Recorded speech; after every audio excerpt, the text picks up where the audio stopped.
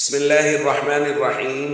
عن أبي هريرة رضي الله تعالى عنه قال: قيل لرسول الله صلى الله عليه وسلم: أي النساء خير؟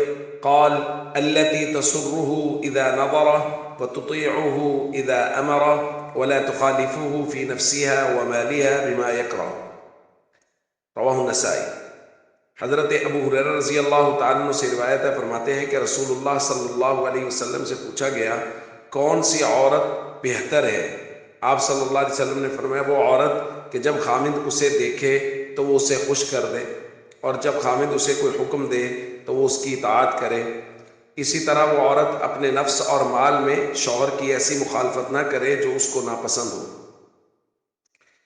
دوستو، نبی کریم صلی اللہ علیہ وسلم نے اس روایت میں بہترین خواتین کی کچھ صفات بیان فرمائی ہیں کہ یہ خواتین جن میں یہ والی صفات ہوں وہ سب سے بہترین ہیں۔ ان میں سے سب سے پہلی صفت یہ ہے کہ وہ عورت کہ جس کا شوہر اس کی طرف جب دیکھے تو یہ اپنی محبت کے ساتھ، اپنی مسکراہٹ کے ساتھ اس شوہر کو خوش کر دے، اور شوہر جب اس کو کوئی کام کہے تو وہ فوراً اس کام میں اس کی فرما برداری کرے۔ اور نمبر 3، اپنی مال اور اپنے جان میں وہ شوہر کی مخالفت نہ کرے، کوئی ایسا کام نہ کرے جس کو شوہر ناپسند کرتا ہو۔